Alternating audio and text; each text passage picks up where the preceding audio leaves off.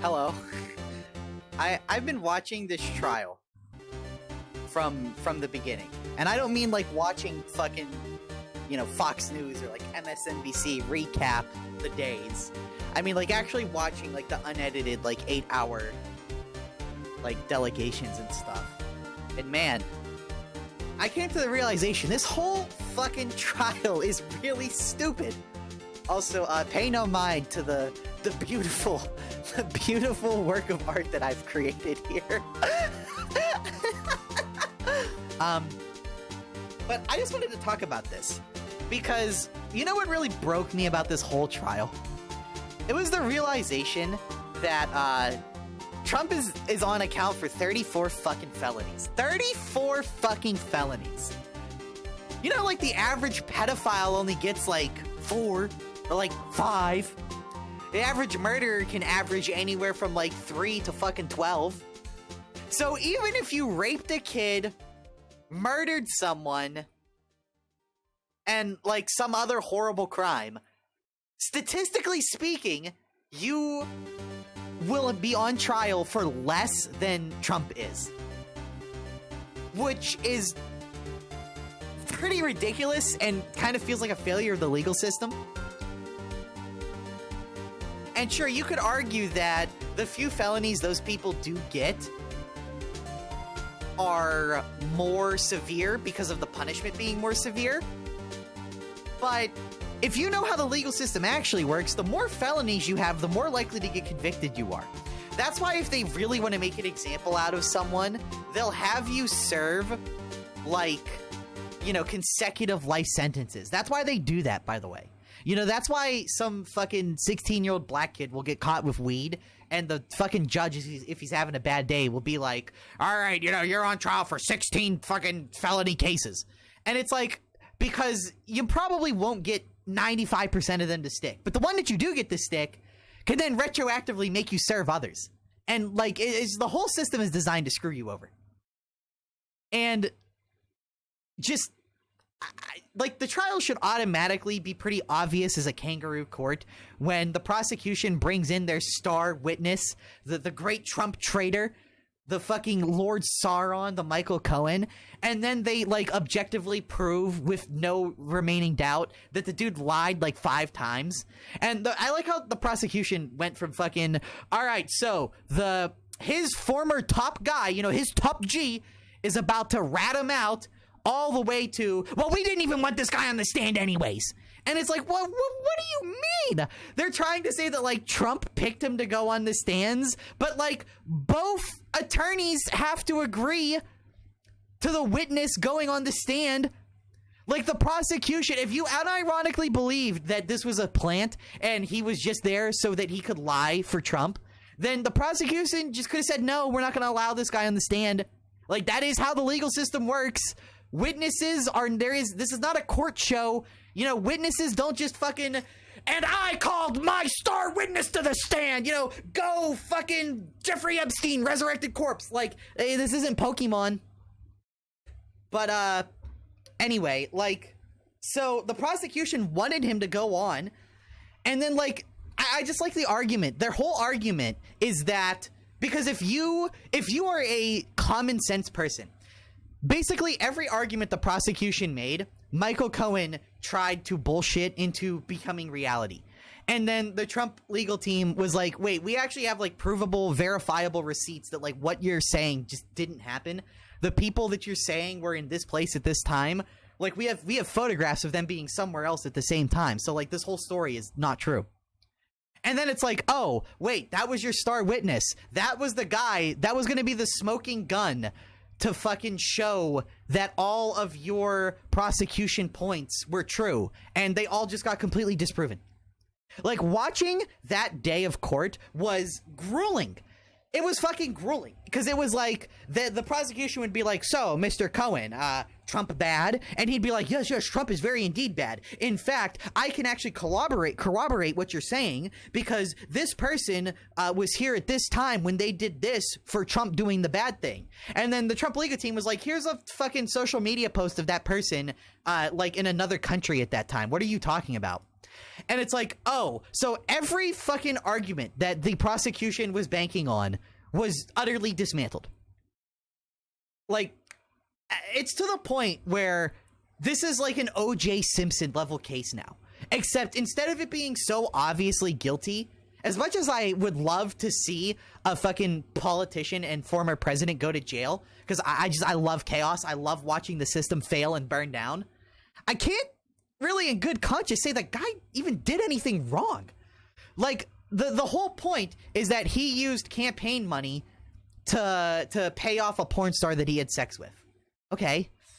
But like the argument is that that's misuse of campaign funds. I'm not even going to try to whataboutism and be like, have you seen the shit Joe Biden did with his fucking campaign funds? But like, because that aside, like, I'm surprised that the Trump legal team hasn't even, well, no, I'm actually not surprised because the legal system is a massive fucking joke. But like, I'm surprised the point hasn't been raised at all that like, look at the PR circus that this has turned into just for the guy like being sexually like a sexual deviant. And it's like, okay, could you not make the argument that paying her off, which she consented to accepting, by the way, she was happy with that agreement, like that preventing that PR disaster gave him the best chance to win, and that had he not done that, you know, like the spirit of the law says this isn't really that inappropriate. You know, more like the question should more be asked, why are people so in love with a guy who does this kind of stuff? Not, you know, is he actually doing something wrong?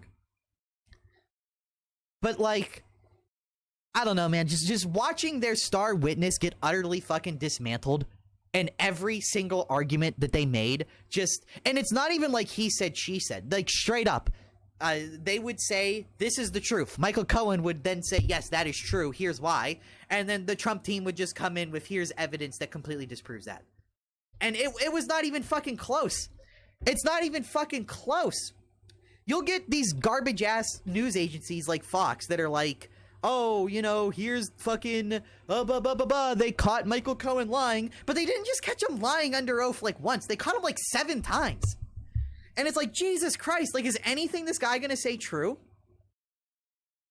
It's like the same thing with the George Floyd case, where they brought in the, like, toxicologist guy, and, like, the fucking people prosecuting the cop had to, like, argue with their own ace-in-the-hole witness, because everything he said made it seem like George Floyd didn't die because of what the cop did, but because of the insane amount of drugs in his system. Which I find that funny, by the way, just as a side note. Back then in like 2016, whenever the George Floyd thing happened, nobody knew what fentanyl was or took it seriously, so they wrote it off as a serious thing in the case. If you went to court nowadays with that same case of, is this guy guilty of killing him, even though he had 7 times like the overdose amount of fentanyl in his system, knowing what we know now about how dangerous it is, it's so fucking obvious that the cop is not guilty of murder there. Knowing what we know now specifically, that it's like, this case has given me huge vibes of that. You have the prosecution arguing with their own ace in the hole and trying to discredit their own guy that they wanted, that they thought was going to prove everything, because he ended up making the defendant look like $1 million and they didn't even have to fucking say much. Yet somehow, some way, I'm sure they'll find a way to say fucking Orange Man bad, guilty, guilty, guilty. And it's like, you know, I don't know, just the whole case reeks of fucking kangaroo court. And then you've got the whole, like, ethical problem of this. Like, Joe Biden making sure that the court dates line up with, like, debate dates so that Trump can't show up. You know, like, that's the kind of thing I would expect to happen in Russia. Oh, this political firebrand, his court case just so happens to line up with this very important campaign date, and now he can't make it. Oh, wow, what a coincidence. Wow, isn't it crazy how that lined up? There's 365 days in the year, and it just so happened that on multiple cases, the court dates just so happened to line up with important campaign dates. Wow, it's almost like the system was designed to screw the guy over. Like, this is the kind of thing I would expect to see, like, Putin do to someone to make sure they can't, like, speak. And you know what they say about politics, right? You know, if you want to find out who's telling the truth, find out who's not allowed to speak. Just like if you want to find out who's in charge, find out who you're not allowed to criticize. You know, like those are Machiavellian quotes. People have known that, like, if you try to politically silence someone for literal centuries now, that means they're probably telling the truth and you think they're dangerous. And what do you know? Like, this is what I think a lot of people don't seem to understand. This court case, to anyone who follows politics, makes Trump look really fucking good. Because anyone who isn't like a one-issue voter that's like addicted to outrage on social media is gonna have to ask the question, why did you make it so that all the court dates perfectly line up at the best time to cripple his political campaign? Why didn't you, like, just, if you honestly thought he did something wrong, why didn't you, like, tackle the issue in as fair? Because, you know, you're supposed to give people the benefit of the doubt, right? You're supposed to, in a fair system, give the defendant the best possible chance to get out. Whereas with this case, it's like they've done everything that they systematically could.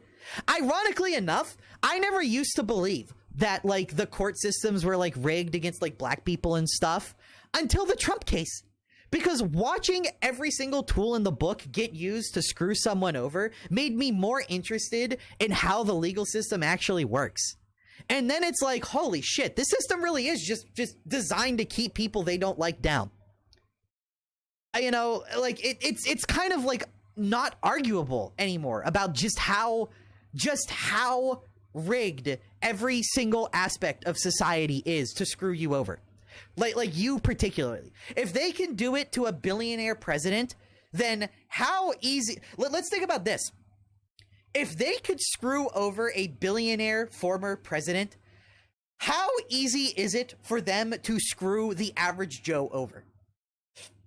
You know, when you start thinking about that, you're like, Jesus Christ, you know? It just makes you think about just how bad all of the system really is. But I don't know, man.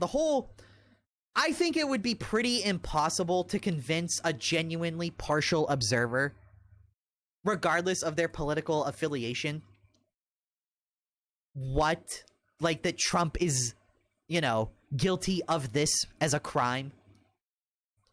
Like, this is big time legalese. You know, this is like twisting the letter of the law to a point where, like, you have to be like the nerd emoji almost to be like, well, actually, you know, subsection C, Article 5 that was written 300 years ago, they use the word and instead of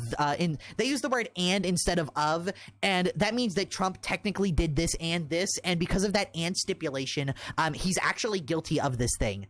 Whereas everyone else is just kind of like rolling their eyes like, oh, so he didn't do it, but technically, because of some ancient 3-century-old fucking law, you know, he actually did do it. Oh, okay. All right. When motherfuckers are pulling out legislation that was written in, like, the 1700s to try and, like, regulate something said on social media in the 21st century, I feel like that tells you a lot about, like, the intellectual honesty that we're operating on here. You know? Laws written by people whose only way to communicate was letters sent on horseback being used to regulate text messages sent on iPhones. I just kind of feel like we're reaching a clown world level where, like, this whole situation is fucking retarded. And then there's the whole issue of Joe Biden occasionally throwing out jabs to support the idea that Trump is guilty.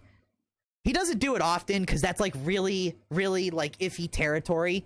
But this would allow him, the only way the jurors could not have any bias on this is if they've literally never turned on a television before. They've never watched, like, Simpsons or anything that has ever talked about Trump or Biden. And they've never heard the little jabs from anyone. I would love to know the screening process on the jurors. Because, like, holy fuck. How is it possible to not have some notion about the president of the United States? Like, unless you're, like, living in a Kenyan village, I feel like it's pretty impossible. I don't know. The whole trial is pretty goofy. It's pretty clown world.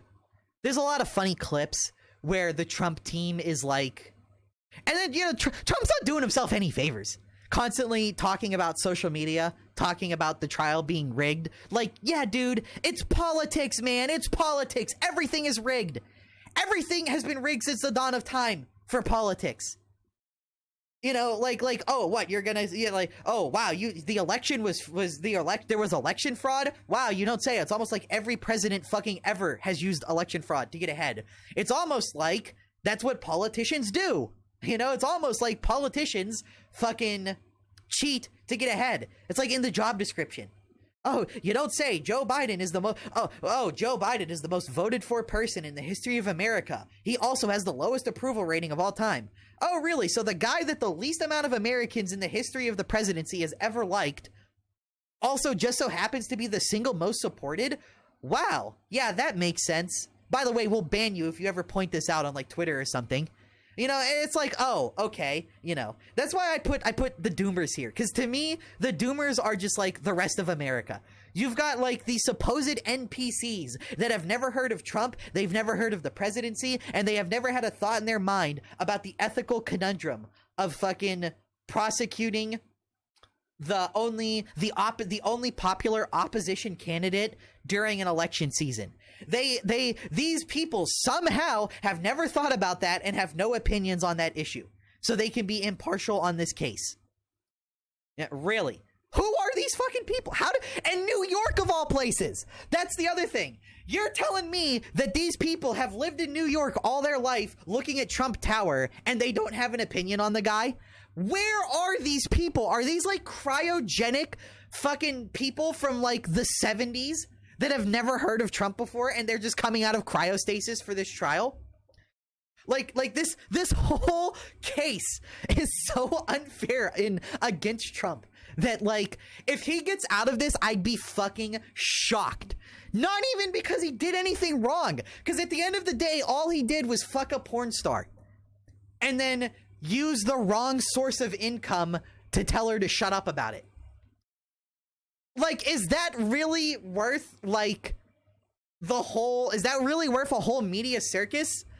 Like, I'm sorry to say, but you guys are aware just about every billionaire does that, right?